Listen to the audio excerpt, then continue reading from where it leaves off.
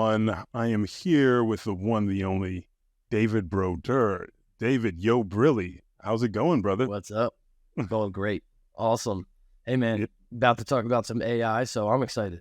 Yeah, man, it's an exciting time. And one of the things is, I know you, I've known you for years. You've been in this world of creativity and education for a long time, but a lot of people might not know. They might not only know an aspect of you. Why should anyone listen to you when it comes to the world of AI, art, and education? I don't want to be the person to say why you should listen to me. Obviously, everyone should make up their own mind on what content they listen to and not listen to. What I will say, though, is that something that has been very true to me as an artist, as a person, as a professor, is that I don't keep secrets. I don't hold back on what I found success in. And so when I share something, it's because I want everyone to succeed how I've succeeded. Or if I found a success, I want to share that information. And so that's exactly what I do with AI. And that's where my feelings come. If I think it's something that's going to bring me success, I will be sharing that because I want other people to have that success as well. So I think that's a good reason that maybe you would be interested in listening to what I have to say about the topic. No, that's awesome, man. No, and you do, and you've been just sharing quality info for years. So there's so many things going on in AI, right? So it's a crazy Wild West right now. I feel it's like the internet startup area where there was like, oh, there's a new website for that. There's a new website for that. There's a website just for dog food. There's a website just for plants with sharp leaves, all my ferns and whatnot in the background. But what are you personally most excited about in the world of AI? As a creative, I'm very much interested in any sort of arts related, because what I look at is I'm like, I've had all these creative ideas for years and maybe just they were hard to execute. I'm like, I would have to figure out how to build a whole team around this just to execute that idea. And that was 3 years ago, 5 years ago, right? And it just keeps going back. And I'm like, that idea is still really good. I'd love to see it come to fruition. And then I see the stuff that AI is doing. And I'm like, that could happen next year now. And I could pull it off with me and maybe just myself, right? I might not need anybody else on the team to really pull that off. And you don't have to get location permits and all this stuff for shooting like documentaries. And like, I've got tons of ideas. And so for me, it's mostly creative. But then in addition to that, because I love focusing on the creative so much, there's so many things that I'm like, this can save me a ton of time on the things that I have to do that I'm not that passionate about, that you just have to do as a business owner or as a parent or as a professor. It's like, this mundane task, let's just knock those out. And then I get to spend more time on what I love to do. So there's a couple things, but they all, I think, feed into driving my passion. Yeah, of course. No, it's so hard and it could be overwhelming for a lot of people. And a lot of people are probably wondering, should I attend? Should I invest in this conference? Should I invest in listening to the speakers and the people involved? You got a chance to look over who you're going to be sharing the stage with at this event.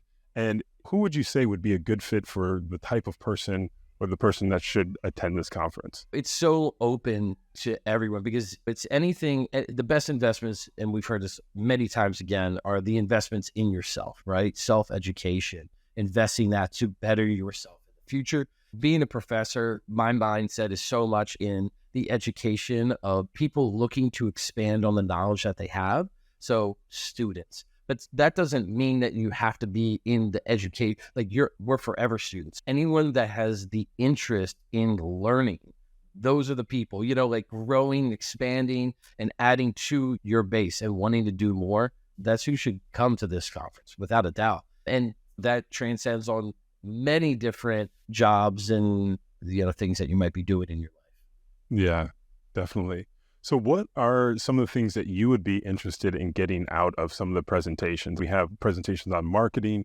We have presentations on Midjourney Masterclass. We have an upcoming ChatGPT, OpenAI, copywriting. We have a ton of different subjects, business automation, automating a business tasks or just about anything.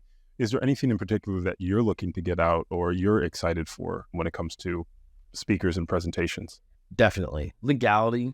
Big one for me because I think that's a conversation that's happening. It's been a question from the beginning of, hey, what's the legality of this? And as it's grown, we're starting to dial in a little bit more, but it's pretty ambiguous. as far as I'm concerned. I would love to have more knowledge on that. I would probably say automation, business automation. I've run a couple different businesses, and something that could help me with those tasks would be phenomenal. I just feel like there's so much that I don't know in this field. Like I have a solid knowledge base in the path that I've been pursuing, but this is going to touch everything. I don't know. It's one of those conferences where it'll be really hard for me to pick and choose. It's like I need to know it all because I only know what I've been down the road of, and I'm really intrigued and interested in all of it because I think it's going to be the combination of these things that really take you to the next spot. No, definitely. The interesting thing is one thing feeds into another. It's like marketing. Oh, marketing automation. Oh, art. Automating some of my art workflows. Like, how can I automate some of this to be able to get me a little bit closer, a little bit sooner? And definitely copyright. Am I building things that have longevity that I actually have ownership in? Or what do I need to do to ensure that I have ownership if AI assisted me in creating a document or a process or anything else? So these are amazing, super exciting concepts that we're playing with right now that we will be able to talk to some of the world leaders on the subject to be able to really find out how we can use it and benefit our lives. With you being in the field of both art, creativity, and education, how have you seen AI transform your field of expertise or your multiple fields of expertise? And what are some of the things that you see that are exciting and developing? Yeah, so I'll start with the education aspect. So being in one of the top art colleges in the world, Evergreen College of Art and Design, when AI came across one of our meetings, this was early on. This is when it was really just starting to happen here. And to see originally the response from a lot of the other professors was very gloom and negative and fearful. And I was one of the rare ones, and I am a bit more outspoken. And so I made sure I jumped in and said, I'm not afraid of this whatsoever. When this comes into my class, I will be integrating into my class, into projects. This is going to be a positive outcome, and you're not going to stop it. And I shared, I'm like, students are going to use it. And so you can be like, you can't use it. I'm going to fail you. I'm going to this. You can bring all these rules up about it, but you can't watch what they're doing every second they're working on a project or when someone's creating. They're going to use it. It's there. It's amazing. And it's crazy to think that they wouldn't. I would use it as a student. So I know they will. So instead of fighting it, why don't we support it and integrate it into projects and say, this is the proper way to use it. This is how you can come up with new ideas, clever ideas. Maybe we do it with mood boards. There's a whole variety of things. And slowly, just in that one meeting, a couple people started changing their mindset, but still was very overall anti this integration. And then fast forward months, a year later, and it was like a complete 180. It was like majority are like, yeah, we're going to bring it into my class. We've been using it for prompts. We've been doing this. And it's just exactly, it's not going away. It's amazing. It's awesome. And it's just, how do we harness it? How do we make sure that people still have a foundation, still have an education, still have good taste, stuff like that? But you can't sleep on this. Otherwise, it's going to be the same situation of outdated. It's outdated, any kind of mindset. So we've moved past that. Yeah. It's still a cool craft to know, but this is the future. Yeah, it definitely is. You just mentioned something that's really interesting because it's like people are on the fence about it. Sometimes they're pretty negative, and sometimes people are a bit hesitant when it comes to investing in furthering their education or investing in a conference and meeting people and going into a networking situation and stuff like that. What would you say to someone who is on the fence about it, in attending and engaging with other people in this world? It can be uncomfortable. It can be awkward. I'm not particular. Here's the thing. People don't necessarily know this about me, but when I go and attend a conference or when I'm speaking at a conference, it takes everything out of me just to leave my hotel room to go. And then once I'm there, I'm talking to everyone, but I'm exhausted. But here's the thing. Like, all of my friends now are people that I've met up with at conferences and gone out with and shared similar experiences with, spoke with on stage, integrated with after. Any of that kind of stuff has been from these conferences. And it's actually totally transform my career and where I'm at in the industry that I'm at. And so I think the conferences are one of the single best things you can do to improve whatever it is that you're pursuing. Yeah, I totally agree. Otherwise, we wouldn't be having this conversation. But yeah, This is your thing. You've been a main part of me doing this as well. And it's done wonders for my career. I've seen it do wonders for other people's career. I've seen it take artists. I've seen it take individuals that were struggling to get somewhere, and boom, they're some of the best in the industry now. No, I love hearing that, man. I love hearing that. That's one of the big things that I look at. It's like networking is essential to the conference. So the attendees are going to be able to chat and connect with other people online in the virtual space, so you can start building your global audience, as well as if you are attending a live in Los Angeles, you'd be able to meet, shake hands, share imagery, show what you're working on, have some of those deeper conversations. But either way, you're starting to build this global network, both in person or virtually, on the shared experience of people who are dedicated and interested and investing in AI. One of the things with the conference is we coined the term AIT, which is accelerate, integrate, and transform. So is there any part of that you feel that people should really focus on? And we think about that from the standpoint of, accelerate your integration. Don't wait. This is technology that's here to stay. It's changing the world, and it can transform you, your business, your social life. It's so powerful. But is there anything that you would say if one of those key aspects to help attendees transform their life, that they should embrace this concept?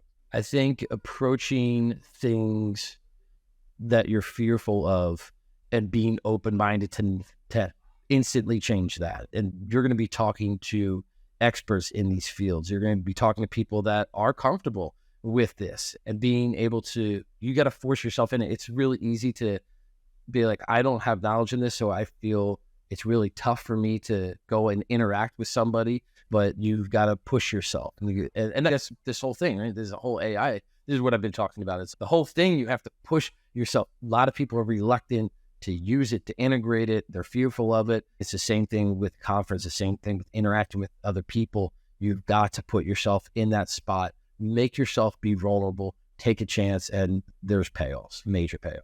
No, it's huge. Networking is such a big thing, and a lot of times people don't know how to navigate a conference. And you've been to several of these, dozens of these. And over the years, what would be some advice for people to maximize their attendee interaction and make meaningful connections? Like, one of the things that we're looking to do at the conference is actually give people like stickers, so you can understand if they're a marketer or a content creator or an artist, or, they're programmers. So you get an idea of who they are, and you can find someone and spark that commonality from the start.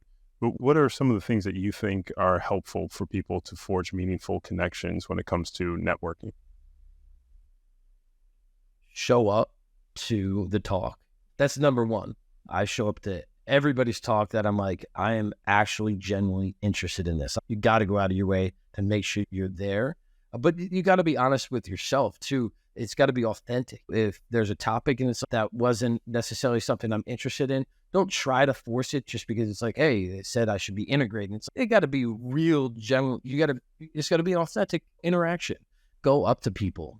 That's honestly the hardest one. What I've noticed is there's a preconceived thing. It's definitely intimidating to go up to a group of people that are interacting and you don't know anybody. But my experience is that everyone's actually pretty cool. And if they aren't, they're not going to be hanging out with us much longer. Just go up and approach, and people are friendly. People are here because they want to talk to you. So interact, engage, be vulnerable, and you'll realize that you probably end up having friends for life out of it, and a support system, a support group, and people that are here because they want to help. No one's going to shame you for not knowing anything when you're going to a conference to learn something. That's the purpose.